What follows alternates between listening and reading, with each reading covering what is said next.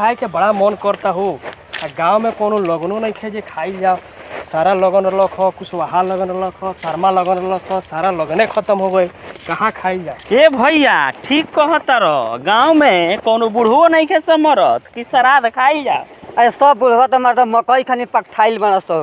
सही में तब का कइल जाओ? ए भैया हौ देखो दे पेट माधरा बैठल बा। चलो चलो एगो बर्थडे बा पटा खाई जाए। चल जन्मदिन कह के ओकरा के पटा के आज खाई जाए। चलो चलो चलो चलो चलो चलो चलो चलो।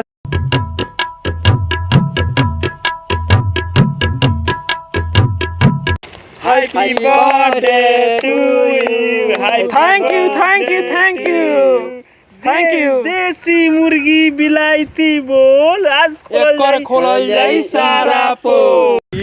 का तो बर्थडे ह साला का ह कर तरे खर्चा उर्चा ना करबे खाइल पियल जाओ तनी बढ़िया से। खर्चा का हमर घंटा होई खर्चा करे से उम्र लंबा बढ़ेला। हमार घंटा लंबा होला उम्र के बुझाई। खर्चा तो कुछ ना होई। आज हमार बाबूजी मरल। अरे बुर्बक मरल डांटा से गाड़ी पर खोल के दिखाई का। ना रहे दे। ओ हमार बाबूजी बाजारों ले जाके आगे हाथ धरवा के सारा पैसा निकलवा ले लो। हम कहाँ से खर्चा करी? एबरते अपना बर्थडे में खर्चा करतु सुनु तो हमनियो में साला खूब खर्चा तो क्या करी बाबूजी तो ले जाके सारा निकलवा ले लो ना आगे हाथ धरवा के। तो साला काहे के धइलियो में हाथावाते ना धरते तो नानू निकलित पूरा। अबे जबरदस्ती हाथ धोके धरवा देलो हम का करी? तो चल खर्चा कर साला चल बर्थडे में। होइला नहीं के तो का करी? खोल के देखाई। चल खोल के निकाल से चल। एगो जुगाड़ बा। चलो सुन तनी के बड़का लेग पीस खियाओ तनी। ई कौन जुगाड़ है रे?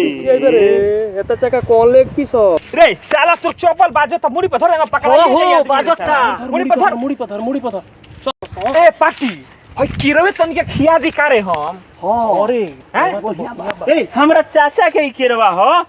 साले तार चाचा के हो त अपना बेरी गाड़ फाटता आ दूसरा के लोहा टन चोरा के खइबो।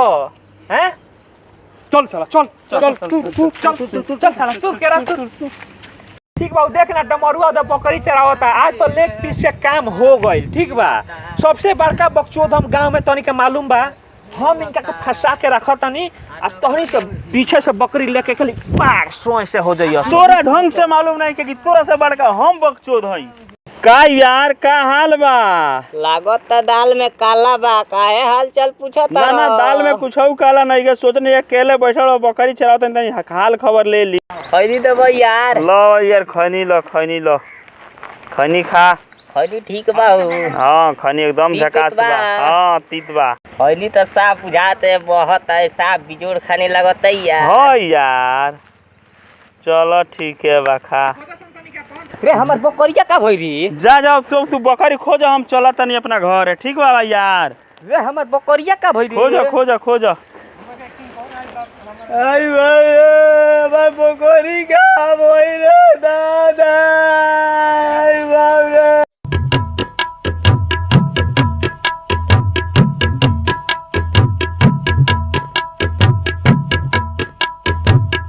रे कहाँ रह गइल सर? हम तनी कब से खोजत तनी।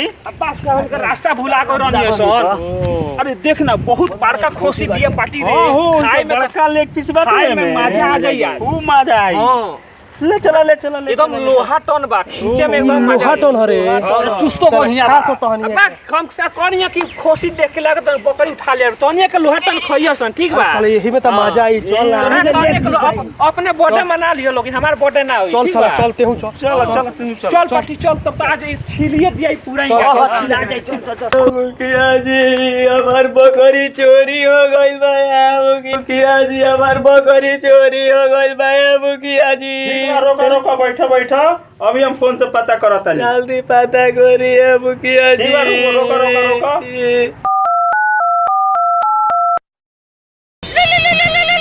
रे का रे मुखिया जी फोन करत हनी। अच्छा रोक बतियावते बानी का कहत हनी मुखिया जी।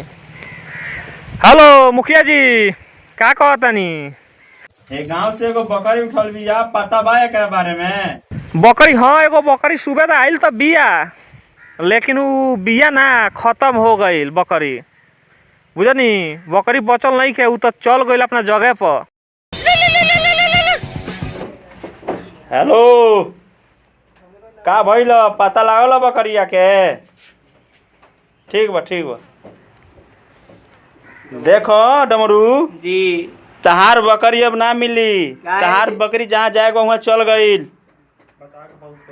बचावे के बहुत कोशिश करनी है लेकिन ना बचल।